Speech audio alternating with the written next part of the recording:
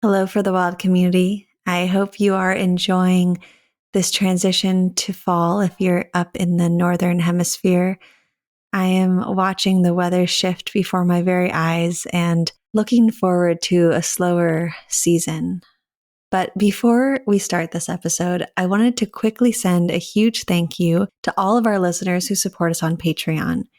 Your support means the world to us and truly allows us to keep making free, well-researched, and intentional content at a sustainable pace. This month, we are launching a new set of tiers on Patreon aimed at creating a library of deeply rooted resources for those who sign up.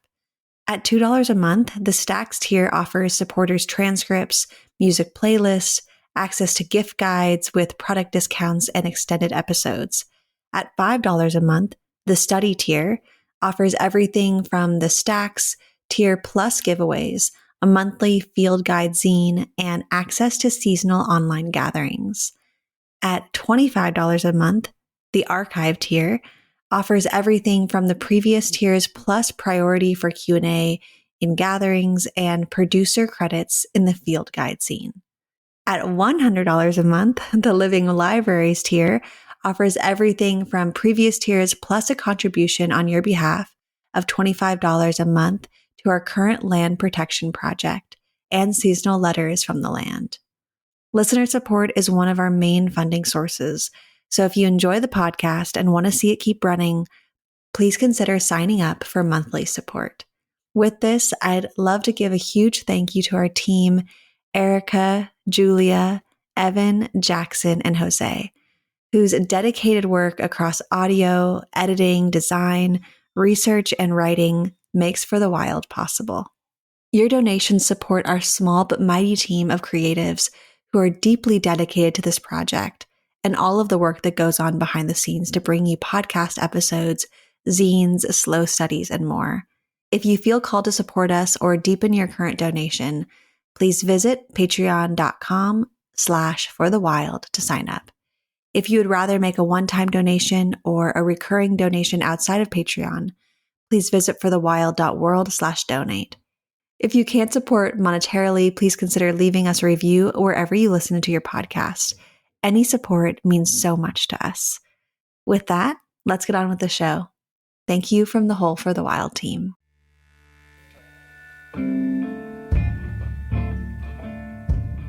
Hello and welcome to For the Wild podcast. I'm Ayana Young. Today we are speaking with Stephen Jenkinson. We tend to change the things we can afford to change. We tend to voluntarily live without the things that we could kind of live without anyway. It's a rare circumstance when people cease their search for the corporate and systemic bad guys long enough to consider all the micro decisions that go into a normal day of sustaining the status quo. I mean, sure, there's bad guys, but we are more than capable of duping ourselves and each other. Stephen Jenkinson, MTS, MSW, is an author, culture activist, ceremonialist, and farmer. He teaches internationally and is the creator and principal instructor of the Orphan Wisdom School, founded in 2010, with master's degrees from Harvard University, Theology, and the University of Toronto, Social Work. He has worked extensively with dying people and their families, is a former program director in a major Canadian hospital, and former assistant professor in a prominent Canadian medical school. He is the author of several books, including Reckoning, A Generation's Worth, Come of Age, Money and the Soul's Desire, and the award-winning Die Wise, a manifesto for sanity and soul. Well, Stephen, I'm so excited to be back with you after a few years. It's really been altering to have connected with you a few times in the past decade, and I'm looking forward to these wanderings we'll go through together today. Let's see if I got the stuff. Okay. Well, gosh, yeah, there's so much stuff to wade through, and I recently became aware of a book that you have come out with called Reckoning with Kimberly Ann Johnson, who we had on the podcast recently. And I think it would be a great place to begin thinking through the process of what reckoning in times like these might mean. and how we can engage with the dance of reckoning. Of course, not trying to figure it out or looking for solutions, but just being with the reckoning of this time. Surely. I think by the process of elimination, we figured that that's what we were doing. I said reconnoitering. That sounded too neutral. And then reconciling, well, that was premature. So we ended up with reckoning, which no matter what the Bible, I was going to say the dictionary, and somehow that came out instead. Well, either one. When reckoning shows up, it tends to have the sound of real mastery about it. But I don't think that's what it is. I think the reckoning that we did, at least, is a willingness to see things. Now, that sounds pretty mundane, but if you consider how many varieties of aversion there are available, and highly sought after too, then you might credit the real possibility that the willingness to see things as they are turns out to be a kind of fit of lucidity in a strange time. I'm just reminded now that apparently right at the turn of the last century, there was an official sort of hermit laureate of New York City, not poet laureate, but hermit laureate, a kind of enfranchised and highly regarded person who'd utterly withdrawn. I'm sure she's not the only one. Her version of what a hermetic life can give you came to this. What's crucial now is that we see things for what they are. That's what all those years of silence and refuge had brought her to. And it's not a kind of solution clarity. It's a kind of absolution clarity, I guess you could call it. So I think we favored ourselves in that way and took it upon ourselves to be as faithful as we could about the carnage. And this was just on the back end of, if there is a back end to COVID-19, I'm not sure there is, but anyway, the more spectacular parts of the process had abated by this time. By the time we hooked up, and we didn't know each other at all. In fact, I hadn't heard her name before speaking with her the first time, and I didn't have my glasses on. And so I missed the visuals, and the visuals would have indicated to me clearly that she was basically weeping the whole encounter, which I think lasted about 90 minutes. And she wasn't sobbing, obviously. I think I would have picked that up. But she was, after her fashion, in a mournful state. And when she wrote later on that day to thank me for the time that we'd had together, she happened to mention this in passing, that she was basically a wreck. And my recommendation was, let's get back on the horse then, before the obligation to be okay, for the sake of family and work and all the rest of it, sort of kicks in and moves into the spare room. That's what we did. And that was the genesis of the book, a kind of unexpected carnage. Mm. Yeah, I'm thinking about unexpected carnage, those words together. And in a lot of ways, I think I expect carnage at this point. And getting back to that word reckoning, just sitting with those words and what they're bringing up for me. And I guess I'm considering both individually and collectively, where do you see the most carnage, or what do you see as the spaces that need to be reckoned with the most? Well, it's a rough act to establish a kind of pecking order for mayhem. Really, you don't want to have to be in a position to do it. But we have a lot of, as you say, a lot of contenders for the top 5, the top 10, whatever it is.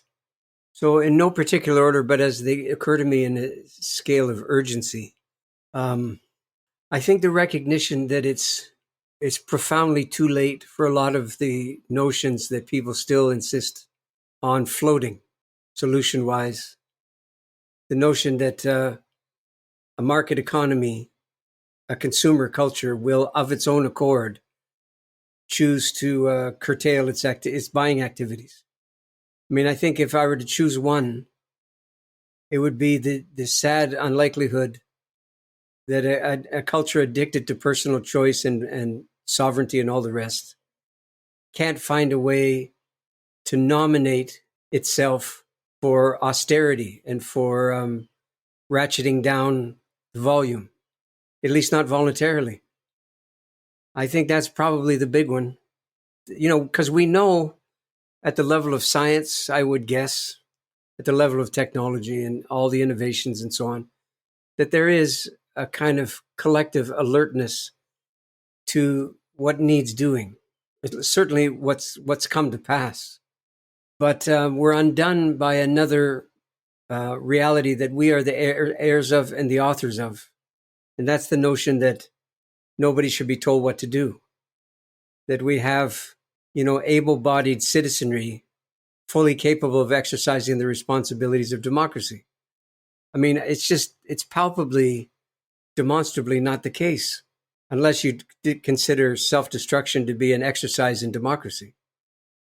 So it's with great lament I acknowledge that the limitations that we fail to take upon ourselves now voluntarily will come to roost as mandates and not as possibilities sooner than later, I think. So I guess I'm wondering from that response, or should we be questioning that desire for sovereignty? Or are we resisting the wrong things in our culture, in our overculture? Sometimes I think that, maybe not that specifically, but I've wondered whether it's with protest or fighting back against the system, are we just weaving ourselves more into the system? Are we actually finding the portal through, or are we getting more entangled within it? Yeah, I think the way you've asked the question indicates that you have a fairly disturbing sense of what the likely answer is, that I think you've answered it. And I would agree with you that it's more likely the second scenario. I'll take a page from my Days in the Death Trade on this one and say, it wasn't that people were dying. It's not easy. But dying in and of itself is not the unhingement that consumer culture of Anglo-North America would have us believe. It's dying in a death-phobic culture that is the road to ruin for so many dying people. It's the context, you see. It's not the event. And the context is a death-phobic one. As a result, then, when people are dying, you'd reasonably expect that the death phobia would come to call, that it would gather itself not literally around the deathbed nearly as much as around all the decision-making, all the posturing, all the relationship, cantankerous and otherwise, with the powers that be in the healthcare systems. In the healthcare system, certainly, but just as certainly in the culture more generally. And I use that to reflect upon what you've said in this fashion. The notion that a freely self-determining people will, by definition, gravitate towards sanity and good solution making simply because they're free to choose it just doesn't hold. One of the ways we make sure that we're on the path that we're on. It's not an alternative. It's another, a bit of it might be too strong to call it smoke and mirrors, but certainly the notion of unabridged self-determination is a consumer reality. It's a consumer orientation to life, I think. I certainly don't think it's a responsible one in the literal sense of the term, capable of responding. It's capable of pulling out, maybe. So with great reluctance and great sorrow, I acknowledge with you that the chances are pretty good now that most of the solutions that don't disturb things fundamentally come from the things, not from an alternative. That people left to their own devices, it would appear, it would seem to work to say that people are doing their best when they get the correct information and the correct science and things of this kind. An individual turn is a matter of convenience in most cases. It's not a matter of necessity. It's a matter of convenience. In other words, we tend to change the things we can afford to change. We tend to, voluntarily live without the things that we could kind of live without anyway. It's a rare circumstance when people cease their search for the bad guys, the corporate and systemic bad guys, long enough to consider all the micro decisions that go into a normal day of sustaining the status quo. Yeah. Well, I'm really glad you're speaking to this in this way, because I have been in a quandary and a deep inquiry around where we are and where we've been, especially in the last 3 years, but also the last decade or so, when there's clearly been so much information being fed to us, but where is it getting us?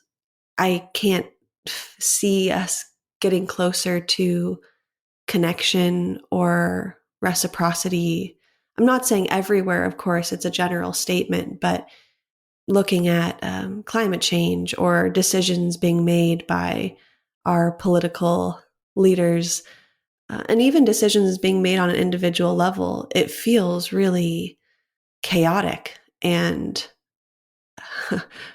willy-nilly is the word that came to me. And I don't know why, but that's kind of how I feel. Like we're all running around trying, maybe not trying anymore, maybe thought we were trying, and I can't quite tell what we, and I guess the we I'm speaking to are the ones that are conscious or think we're awake to the realities of this time.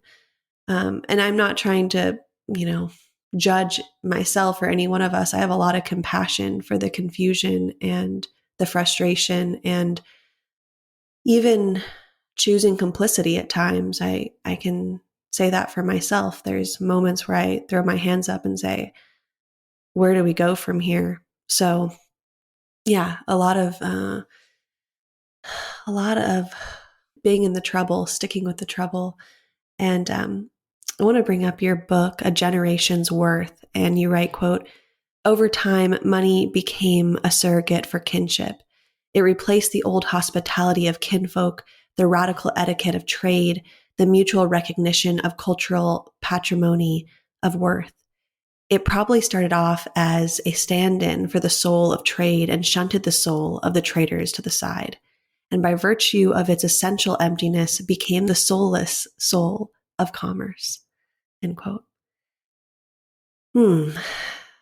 Yeah, so I'm wondering, how has modernity duped us into thinking we should feel fulfilled with inherently unfulfilling things like money or continual consumption, or even, some of the things that we've been speaking to earlier, like resistance or democracy?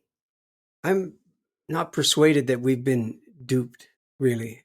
I don't mean that we got it, that there's clarity all around. Certainly, that's not so. But the notion that we are constantly and incontrovertibly on the receiving end of a kind of cabal of malfeasance somewhere, ensconced somewhere. I mean, sure, there's bad guys, but we are the capital W, we of Anglo North America are more than capable of duping ourselves and each other. If you think about the proliferation of quote information, that's a very neutral word for what it is. But if you think about how it gets where it goes, it's not because the guys with their fingers on the buttons are sending it where it goes.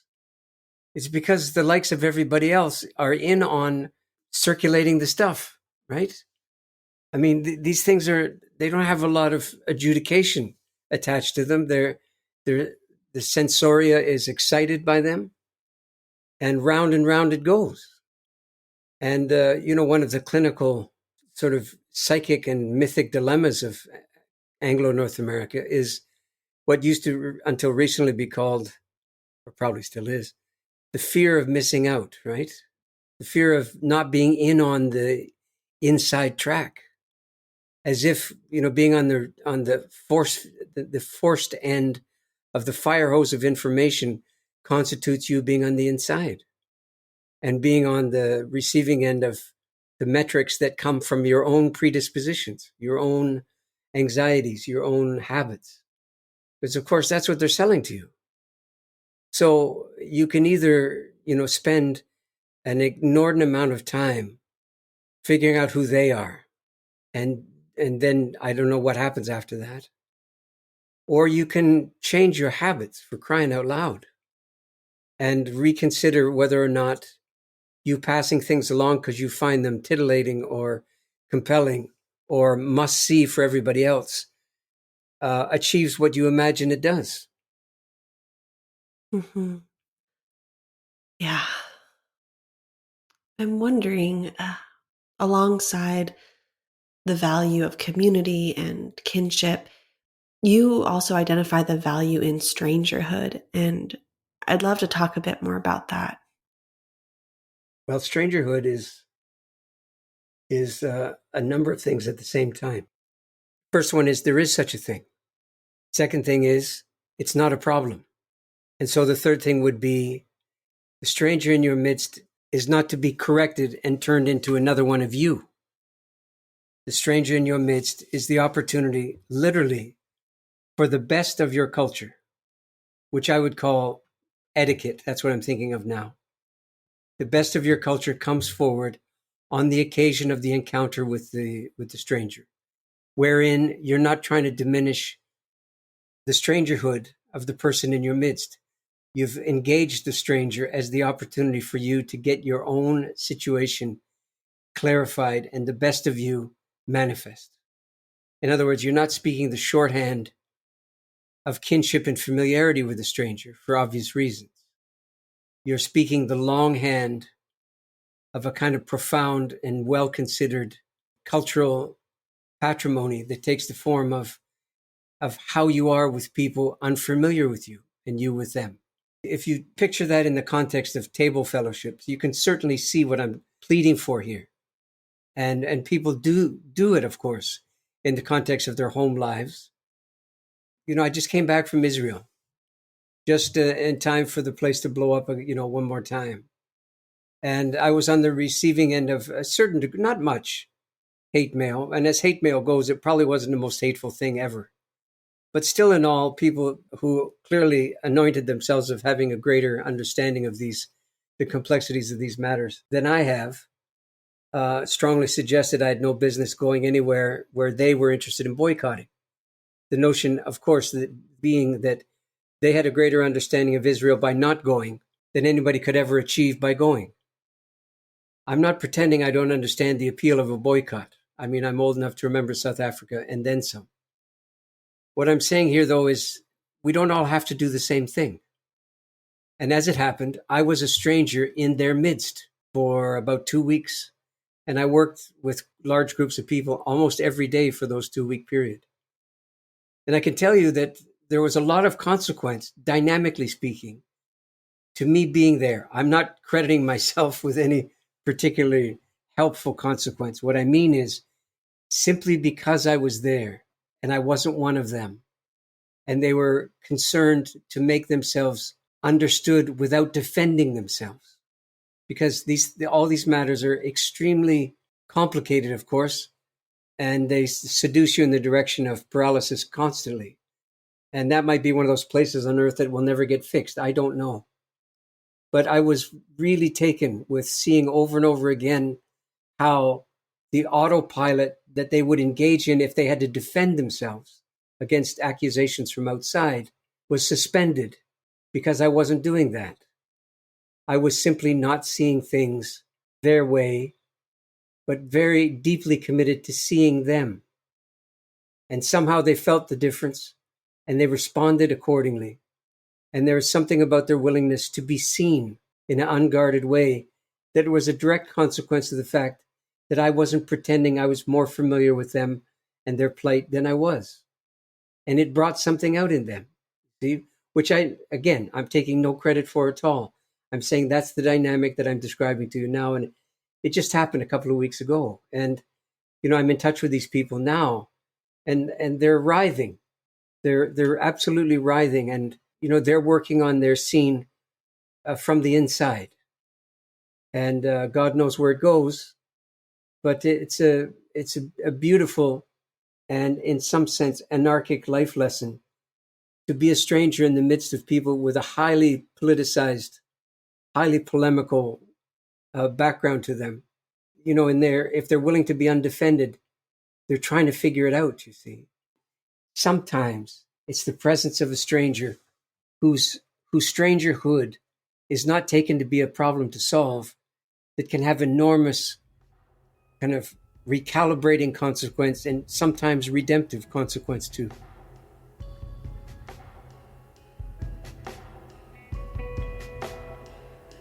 Beneath the truth lies the bones of a truth more complete than I'll bet everything I own.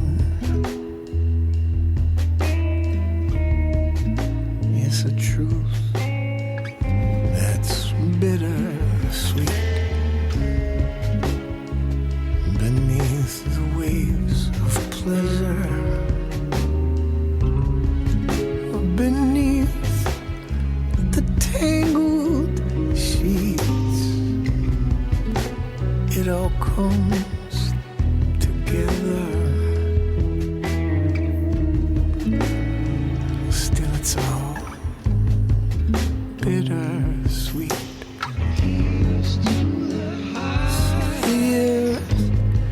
To the highs, here's to the lows. The human heart endures, and so it goes, and so it goes.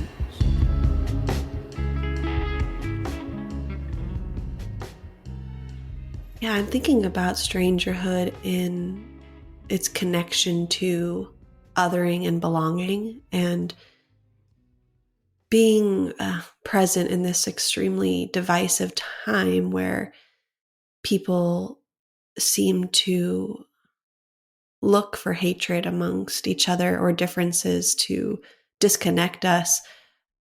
It seems like inviting in the stranger is a type of way of challenging that notion.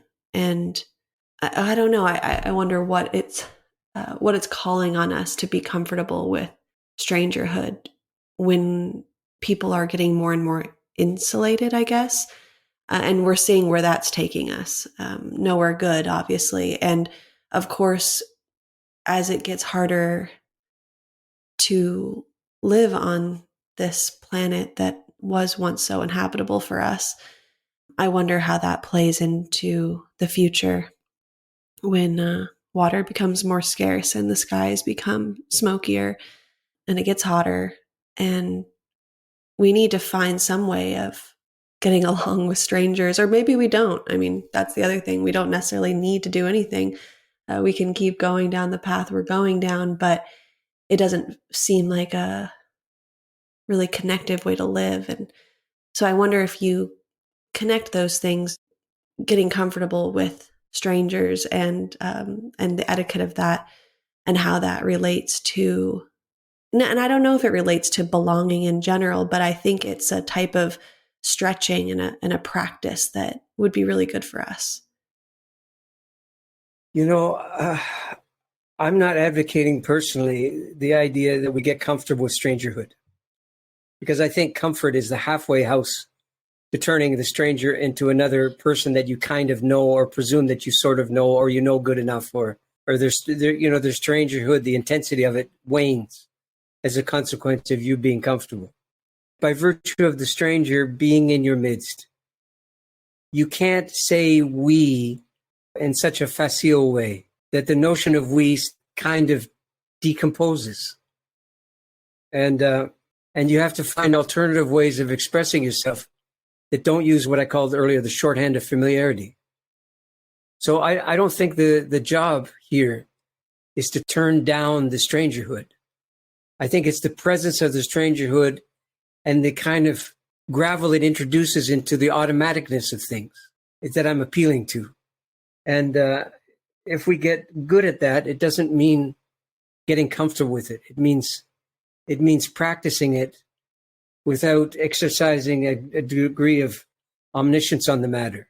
that somehow you magically understand how this goes. Because don't forget, somewhere in the middle of the strangerhood is a person or a group of people. It's not a concept. And those people may be proceeding much differently. So that if your culture is going to be otherwise as a consequence of strangers in your midst, it can't be because the strangers, quote, behaving themselves. This is an enormous challenge to a relatively, I don't know if I should use the word open society at this juncture, but a nominally democratic society there. How's that? The idea that the stranger is on their best behavior is not a prerequisite for us seeing ourselves clearly.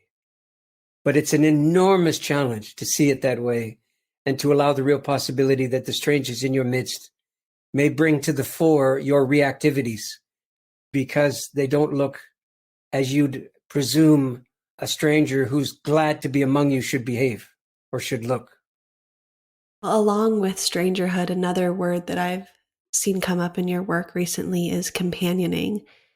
And of course, I think I see the value in companioning and supporting each other through these times.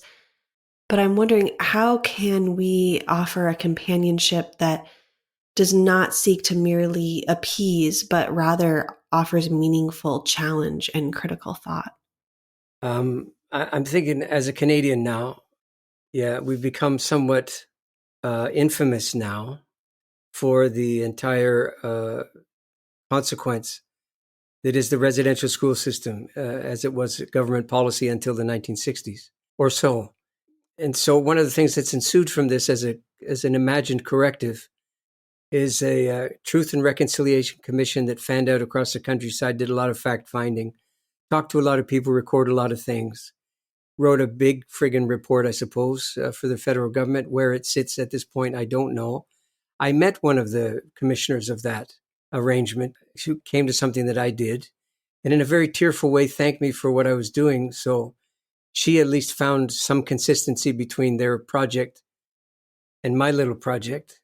And for all of that, I have to say that I find the whole notion of, let's leave the word truth aside, which is contentious enough, but this word reconciliation really comes in for very little investigation, and it needs more than it gets.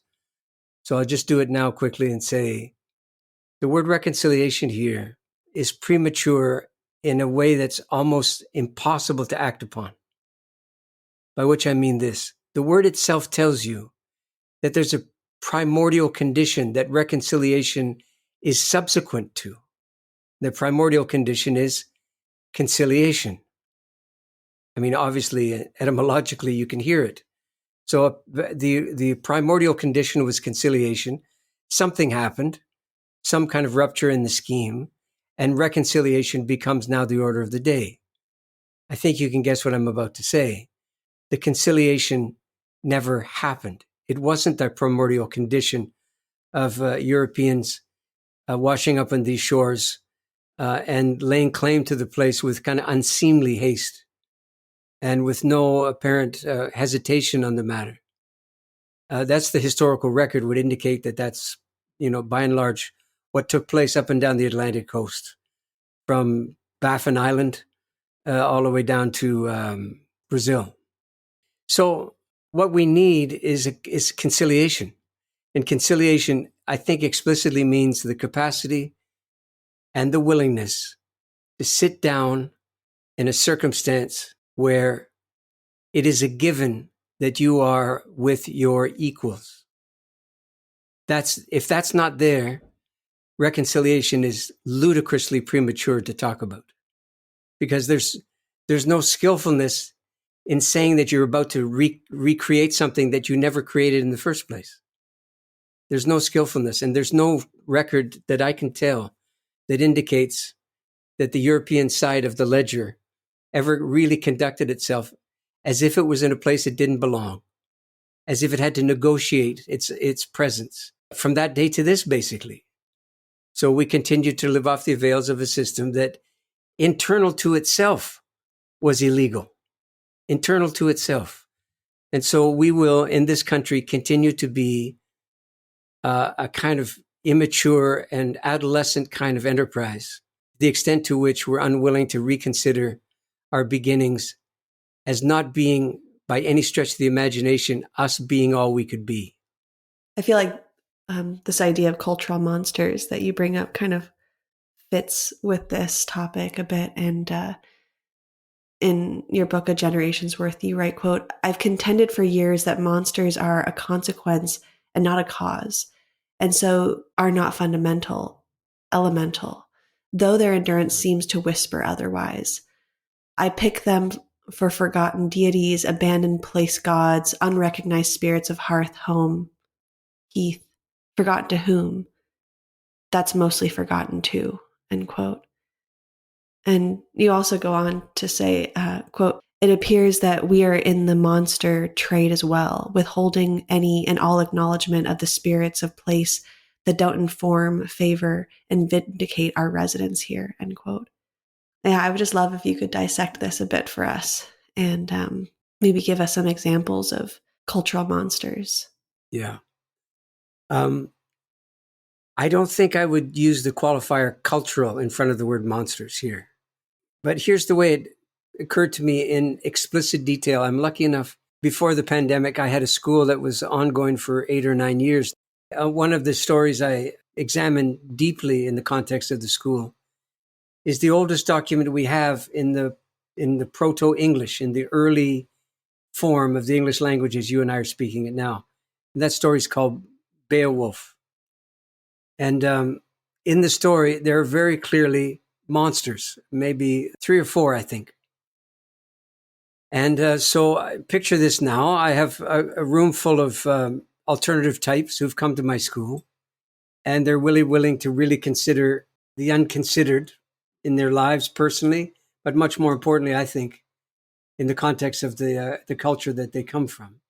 And I looked them all squarely in the eye, and I asked them, is there such a thing as monsters? And the place just froze up. And clearly they were hoping I was being metaphorical, or failing that I could become metaphorical in talking about it and entertaining their answers, because most of their answers went in the direction of, well, there's monstrosity as a kind of idea, whether it's kind of Frankensteinian or whether it's macroeconomic, but it's an idea. There's not an actual physical form with a metabolism and eyeballs and malevolence, is there? Clearly, that's not what I meant, was it? But that's exactly what I meant. That's what I was asking. And people had an exceedingly hard time crediting the possibility that there's such a thing as monsters, and they don't belong necessarily in children's storybooks. So as you read there, what I've come up with as a way of understanding the presence of monstrosity is to suggest it's a consequence of abandonment, principally, not a consequence of malevolence, principally. There's a scene in Beowulf where there's a monster who's seeking admission to the merriment in the feast hall that the hero and the other characters are engaged in at the moment. And they say he places his hand upon the door as a kind of supplication or seeking entry. We find out in a couple of lines later that he's more than capable of destroying the place and getting in just as he sees fit, or she. But in that moment, the monster doesn't do so. The monster pleads for entry, pleads for inclusion. And because of the merriment, they literally don't hear the sound at the door. And the story is often running now with the monster properly, how should I put this? I'm trying to make a verb out of monster. Monsterfied, I suppose, and implacable from there on in for the rest of the story. So the simple question was, how did the monsters get so badly humored? Is that just part of the deal? Or is there some way of understanding the possibility that monsters aren't born that way? They're a consequence of something that subsequently ensues or fails to take, or something of that kind. And my suggestion was, absolutely, it's a consequence of, among other things, the regime of the various monotheisms that have washed across the world over the last, 3,500 years or thereabouts, and have reduced the local deities, the local gods of place and time and to symbolic, metaphorical pseudo-presences. And I suppose you could run a parallel that goes something like this. Do you think if there's such a thing as your ancestry in the present tense, not in the past, in the present tense, if there is such a thing, and although they're not alive as you and I are, but they have their presence, and in that sense may have their ways, do you think there's any consequence at all to you living the fullness of your life with virtually no regard or reference to them, except when you're in some kind of peak experience moment, hallucinogenically induced or otherwise, or you're in a desperate kind of strait and involuntarily you just invoke the notion of ancestor? Could there be a consequence to your generalized neglect that's not punishment, it's just consequence? The failure to maintain them in some fashion, could it not have the consequence of rendering them unable to respond to you when you call? Well, if that's true for ancestry, I submit to you it's probably true for spirits of place or gods of place as well. And there's such a thing as a starving God, I suppose, as well as a homeless one. And modernity may be looked upon in time to come as a particular consequence of our inability to live as if they are so.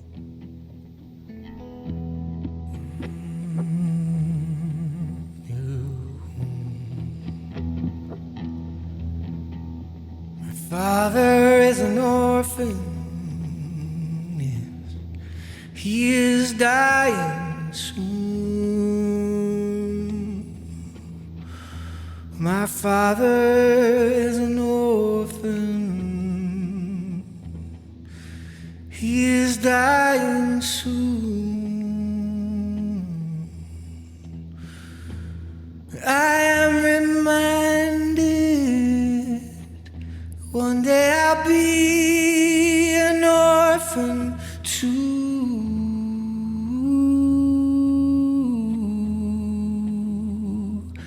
Yes, I will be an orphan too.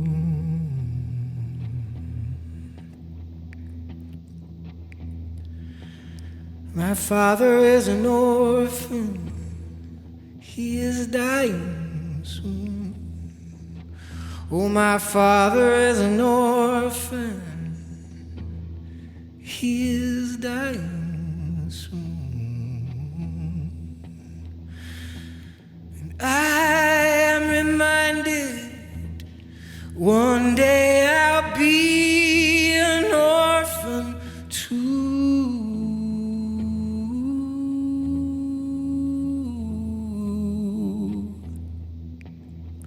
Yes, one day I'll be an orphan too. Oh, one day I'll be an orphan too. One day I'll be dying too.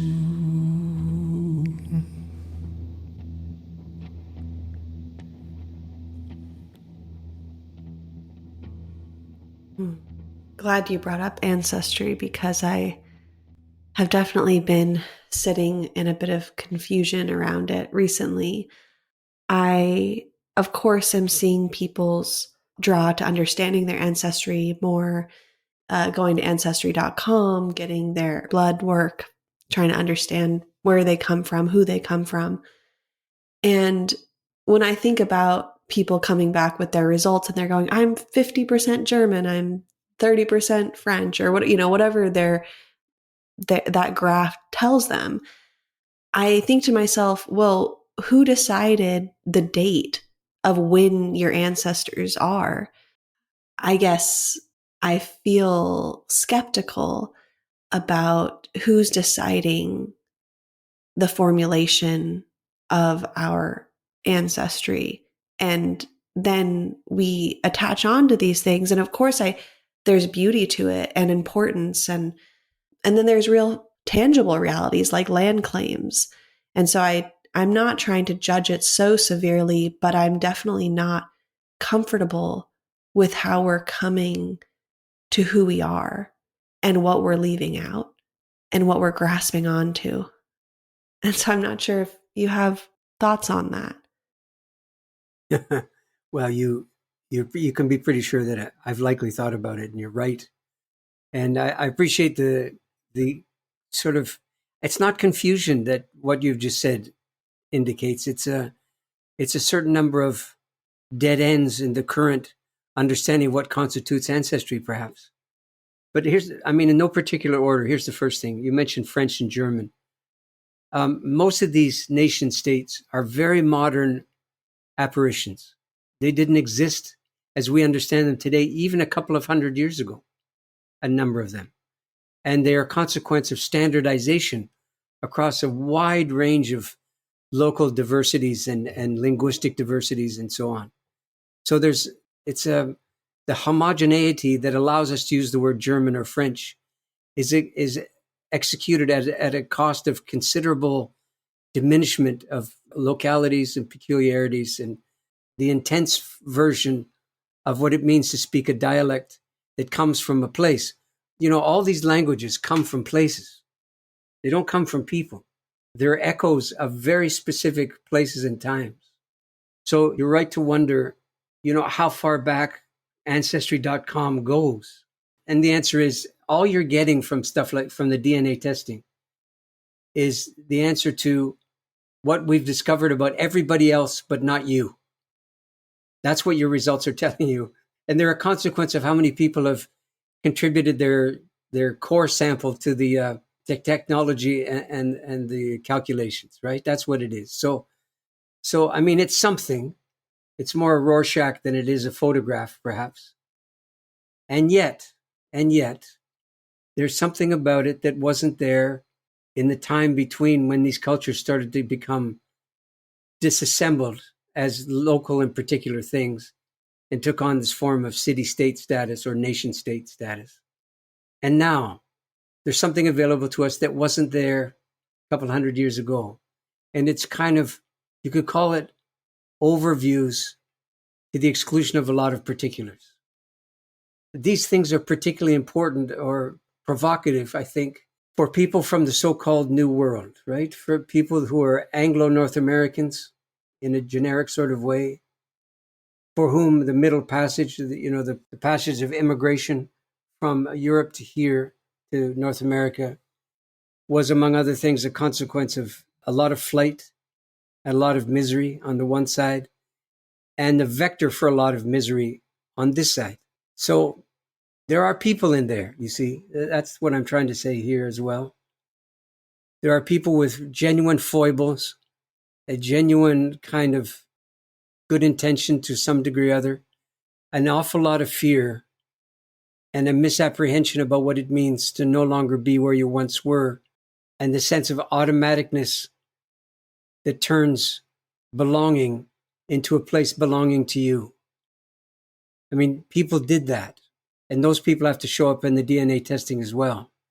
And their deep misapprehension of the consequence of them appearing here has to show up in the DNA testing as well.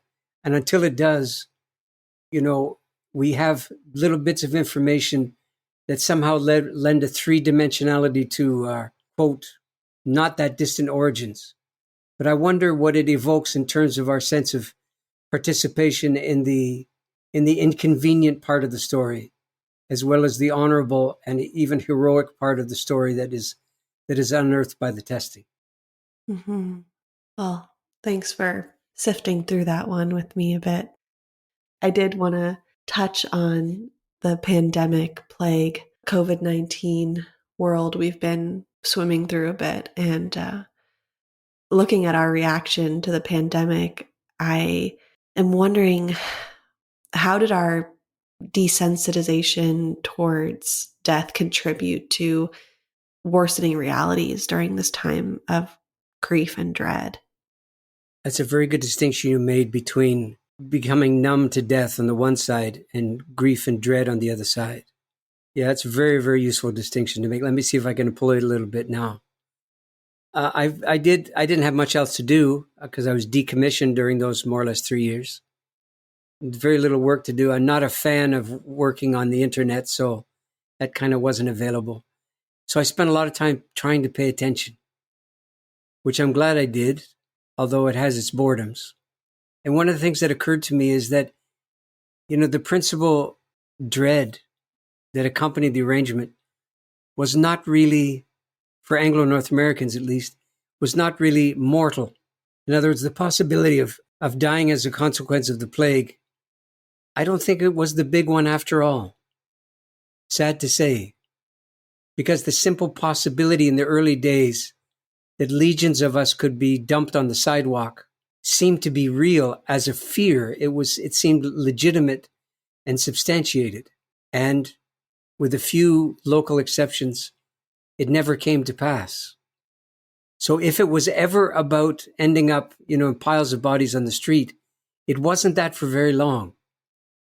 And I think the greater dread by far for people who are self-determination junkies was the frustration of the ability to choose out your manner of defying the odds. I think the great dread that you pointed out, it's a beautiful word, by the way, has to do with the challenge to your self-determination that was real. And I think I'm going to say necessary. And this is where my great lament comes to roost in the apropos of the COVID-19 days, is that we had a genuine opportunity to absolutely reconsider our addiction to mastery and self-determination. And I think we doubled down on it instead, generally speaking, across the dominant culture of North America. That's what's ensued from it. There's other things underneath that for sure, and they haven't gone anywhere. But the great sorrow to me is the missed opportunity to wonder about our habits of mastery and self-determination, and to wonder whether they're really what we imagine them to be, and do they really have the consequences that we attribute to them when we exercise them to the full. So I'm perhaps a minority in the minority of people for whom COVID-19 was a close call, but perhaps sadly, we're going to need an even closer one to have us wonder about these fundaments that we hold dear. And I just wonder, how much closer does it have to get? How many times can we be on the receiving end of the lesson without a tremendous amount of collateral damage? Because that's where we are on the back end of this last 3.5 years. A very close call, a very clear opportunity to learn, and very little in the way of collateral damage to pay for the learning. At some point, it's got to be clear to everyone who's willing to think about it that we are going to pay dearly for the lessons that we are going to have to learn in the near future that we could have got for a penny now. Well, Stephen, this has been such a beautiful conversation, and I wish we had hours upon hours. But as we come to a close, there is one last thought I was sitting with, which is making meaning. And even without the support structures of deeply embedded or connected communities, I still think finding and making meaning is vital to the human soul. And I'm wondering, how can we start finding meaning right where we are, right in the present, in all of our trouble and confusion and disconnection? It's a great question to end with. Well, here's the first thing. I don't think meaning is that scarce. I think we should make a distinction here in the question between the meaning we want to be there, the meaning we want to sign off on, the meaning we want to associate ourselves with, and the rest of the muck and the mire that we imagine is, quote, meaningless. But I don't think it's meaningless. We disagree with the meaning, which is a completely different orientation. So, no, meaning is not as scarce as we would make it out to be, I think. We don't make meaning for our own lives. I would say. This is what wakes are for, among other things. As long as you're around, and a lot of people my age are now insisting on being around for their own wake. They're hurrying up the process so that they have the wake before they die, which is, it's ludicrous, so ludicrous. In fact, it almost beggars speech, but it's just another form of entitlement of getting what you want while you still can. But a wake requires your absence. Clearly, that's what it requires. A wake needs you dead in order to happen at all. So you're gone from the fray, right? Your voice is no more. And it's now and only now that the meaning of your life begins to be assembled and considered and disassembled and reassembled yet again. And this is where your life is taking on its ballast, its valence, as the consequences of how it was lived by you are rolled out by the people who are your witnesses, faithful witnesses or otherwise, tangible witnesses or otherwise. So this is who we are to each other, it seems to me. Ultimately, we're the architects of the meaning of other people's lives. And if we really understood the power and the consequence of that responsibility, we might not be so fast and loose with what we say. I'm not saying we would pass everything through the filter of everything that's agreeable. No, but authenticity minus your attitude about the person is kind of the order of the day. And the other side of gossip, I guess, is what I'm talking about. And that's real village-mindedness at work, I think, is the willingness to attribute to a recently dead person a layer of consequence among you that they couldn't have entirely performed when they were alive, because it was still, it was a project, wasn't it? The meaning of your life was a project. And now that you have nothing more to say about it, it's the chance for the rest of us to weigh in and assign that to you. Understanding, of course, that the day is coming where your life will be similarly spoken of and spoken into existence. And that understanding could very likely have the consequence of moderating and evening out your instinct for recrimination or otherwise. And something about the authenticity of the times could actually survive your feelings about the dead person, such that even your feelings become a small part of the story instead of the authorized version of the story. That's what I'd hope for anybody listening, is that they could live in such a way that such a time would come to everybody around them that they claim to love and hold dear and hold in some kind of regard. And then you see this as a serial reality, as an oncoming reality for you personally. And it governs your willingness to pass judgment. And it doesn't mean close your eyes to things you found troubling, but it does mean that you include the capacity for a kind of merciful assessment that doesn't leave anything out, but is not trying to retroactively cleanse something that shouldn't be cleansed. It should be understood instead. Oh, Stephen, thank you. I really appreciate this time that we shared together and love the challenge. It's really good for me. So I'm sure others are feeling that too. Well, you're very kind. And I thank you very much for the invitation, and say I deeply welcome the exercise myself, and I welcome the challenge too. And, we're not trying to be right. We're trying to see if we can see. Just trying to see things clearly.